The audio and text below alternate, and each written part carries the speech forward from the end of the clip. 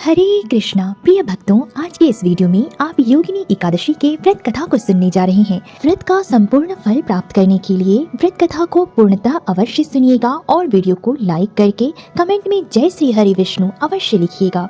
एक बार धर्मराज युधिष्ठिर ने भगवान श्री कृष्ण से पूछा कि हे प्रभु, मैंने ज्येष्ठ माह के शुक्ल पक्ष की एकादशी के व्रत का महात्म्य सुना। अब आप कृपा करके आषाढ़ कृष्ण एकादशी की कथा सुनाएं। इसका क्या नाम है, साथ ही इसके महात्म्य को भी मुझे विस्तार पूर्वक बताएं। श्री कृष्ण कहने लगे कि हे राजन, आषाढ़ कृष्ण की एकादशी का नाम योगिनी एकादशी है।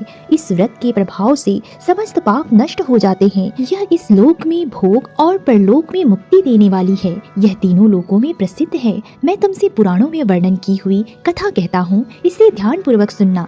स्वर्ग धाम में अलकापुरी नाम की एक नगरी थी, जिसमें कुबेर नाम का एक राजा रहता था। वह परम शिव भक्त था और प्रतिदिन भगवान शिव की पूजा किया करता था। हेम नाम का एक माली पूजन के लिए उसके यहाँ फूल लाया करता था।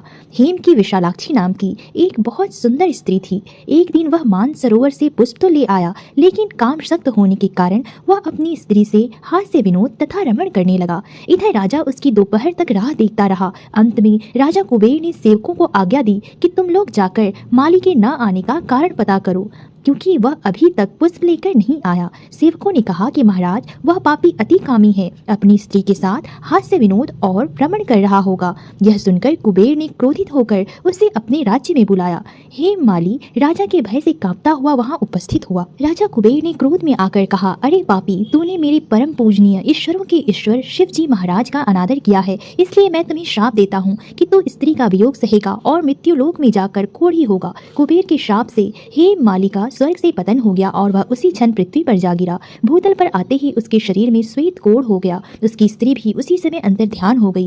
मृत्यु लोक में आकर माली ने महान दुख भोगे। अत्यंत भयानक जंगल में बिना अन्न जल ग्रहण किए भटकता रहा। रात्रि को निंद्रा भी नहीं आती थी, परंतु शिव जी की पूजा के प्रभाव से उसको पिछले जन्म की स्मृति का ज्ञान अवश्य रहा। घूमते घूमते एक दिन वह मार्कंडेय ऋषि के आश्रम में जा पहुंचा। उसे देखकर मार्कंडेय ऋषि बोले, तुमने ऐसा कौन सा पाप किया है जिसके प्रभाव से यह हालत हो गई है? तब हेम माली ने सारा वृतांत कह सुनाया। यह सुनकर ऋषि बोले, निश्चित ही तूने मेरे सम्मुख सत्य वचन कहे हैं, इसलिए मैं तेरे उद्धार के लिए एक व्रत बताता हूँ। यदि तू आषाढ़ माह के कृष्ण पक्ष की योगिनी नामक एकादशी का विधि पूर्वक व्रत करेगा तो तेरे सब पाप नष्ट हो जाएंगे। यह सुनकर हेम माली ने अत्यंत प्रसन्न होकर मुनि को साष्टांग प्रणाम किया। मुनि ने उन्हें स्नेह से उठाया। माली ने मुनि के कथानुसार विधि पूर्वक योगिनी एकादशी का व्रत किया। इस व्रत के प्रभाव से अपने पुराने स्वरूप में आकर वह अपनी स्त्री के साथ सुखपूर्वक रहने लगा। भगवान कृष्ण ने कहा कि हे राजन, यह योगिनी एकादशी का व्रत 88,000 ब्राह्मणों को भोजन कराने के बराबर फल देता है। इस व्रत के प्रभाव से समस्त